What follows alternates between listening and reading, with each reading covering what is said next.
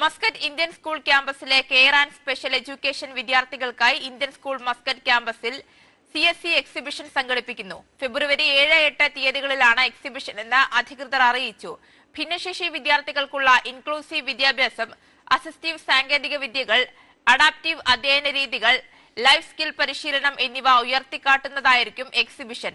Teach to reach expanding possibilities എന്ന പ്രമേയത്തിൽ നടക്കുന്ന പ്രദർശനത്തിന്റെ ഔപചാരിക ഉദ്ഘാടനം ഇന്ത്യൻ സ്കൂൾ മസ്കറ്റ് ക്യാമ്പസിൽ നടന്നു. ചടങ്ങിൽ സയ്യിദ് സവാൻ ബിൻഡ ഫഹർ മുഖ്യാതിഥിയായിരുന്നു. Indian ambassador GV Srinivas, Nepal ambassador Dornath Aryal, Philippines എംബസിയിലെ second secretary consular Juana VD അർബാഡോ, ഒമാൻ ആരോഗ്യ മന്ത്രാലയത്തിലെ എമർജൻസി ക്രൈസിസ് വിഭാഗം മേധാവി ഡോക്ടർ സൽവ അൽ ഹഷ്മി എന്നിവർ ഉദ്ഘാടന ചടങ്ങിൽ വിശിഷ്ടാതിഥികളായി. ചടങ്ങിൽ സ്പെഷ്യൽ എഡ്യൂക്കേഷൻ വിദ്യാർത്ഥികളുടെ കലാപരിപാടികൾ അരങ്ങേറി. ഒമാനിൽ ആരോഗ്യ സംരക്ഷണ റീറ്റെയിൽ മേഖലയിൽ പ്രവർത്തിക്കുന്ന ഹല ബിസിനസ് ഗ്രൂപ്പിന്റെ പുതിയ സംരംഭമായ ഹല കഫേ റൂവിയിൽ പ്രവർത്തനം ആരംഭിക്കുന്നു.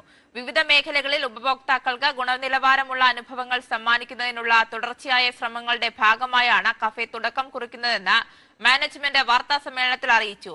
റൂവി റെക്സ് റോഡിൽ വെള്ളിയാഴ്ച വൈകിട്ട് 4 മണിക്ക് നടൻ ആസിഫ് അലി ഹല കഫേ ഉദ്ഘാടനം ചെയ്യും.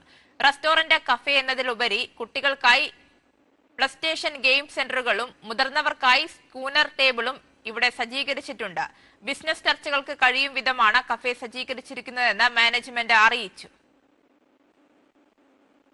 ഒമാനിലെ ഹോളി സ്പിരിറ്റ് കാത്തലിക് ദേവാലയത്തിൽ മെഗാ ഫുഡ് ഫെസ്റ്റിവൽ മന്ന ഫെസ്റ്റ് 2 സംഘടിപ്പിച്ചു. മസ്കറ്റിലെ ഗാല ഹോളി സ്പിരിറ്റ് കത്തോലിക്ക ദേവാലയ അങ്കണത്തിൽ നടന്ന international food festival parish priest father George Vattakkoottu, father Solomon, father Sijo, father Gabriel എന്നിവർ ചേർന്ന് ഉദ്ഘാടനം ചെയ്തു.